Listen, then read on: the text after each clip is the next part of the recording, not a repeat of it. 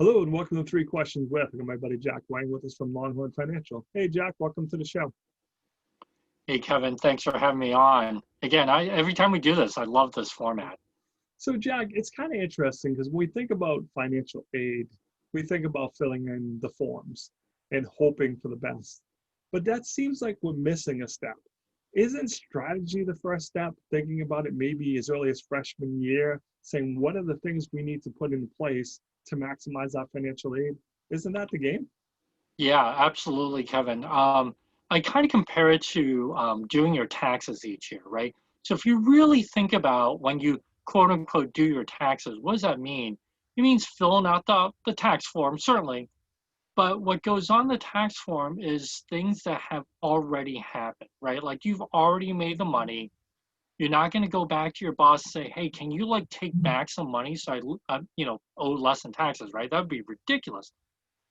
Well, the same thing goes for the financial aid form, right? So you want to get that planning and strategizing done well before you actually have to fill out the form, so that you can do the right thing and increase your chances for aid and things like that, so that when it actually comes time to actually do the form, it's actually really like a tiny, easy part of the process because you've moved things around or you've done whatever you need to do to maximize your chances for aid. So strategy, like you said, always comes first.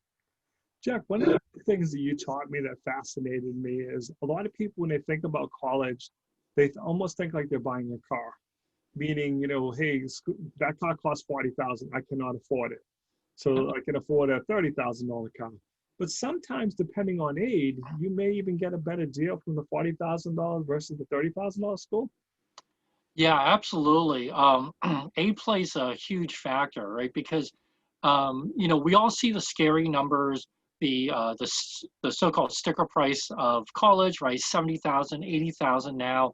That's really scary, and parents, at least very few families I deal with can really afford to pay those kind of numbers. So getting the amount of aid really matters, and of course, and again, there are strategies to that, right? First, so $70,000 or $80,000 school could very well end up being cheaper than a $40,000 school, right? So oftentimes people compare private versus public, right? Private's more expensive, public. It's not always that case if you know how to play the game, right? It's all about knowing the rules of aid and things like that. So absolutely, and this is important because the strategies can really help lower that cost of college substantially, right? I mean, we're not talking like, hey, let's knock $1,000 off. We're talking, if you do this right, you can knock tens of thousands of dollars off. So Jack, is there such a thing as when is too early to start planning? We know later is not the solution. When should people start thinking about it? All kidding aside. Yeah, so of course there's sort of the theoretical answer and the practical answer, right? The theoretical answer is the day that your kid's born, you should be saving for college, right? But in reality, that just never happens, right? You're up to your eyeballs and diapers and whatever. So really, the strategy portion, the real nuts and bolts of financial aid, really start as early as freshman year, even 8th grade, right? And some people say, but that's too early. I don't know where my kid wants to go. I don't know where he wants to study. Okay, and that's all well and fine. But the financial aspect really has not much to do with that, right? So whether your kid wants to study business or a classic lit, your financial numbers are what they are.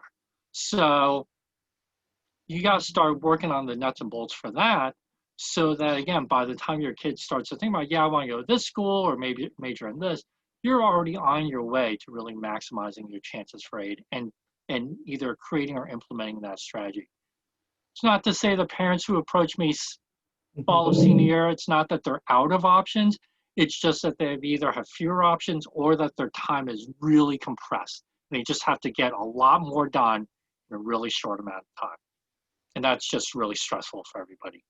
That's great, Jack. How do people reach out to you? How can they learn more, my friend? Yep, best way, they can visit me on the web at www.longhornfin.com, or they can email me, jack@longhornfin.com.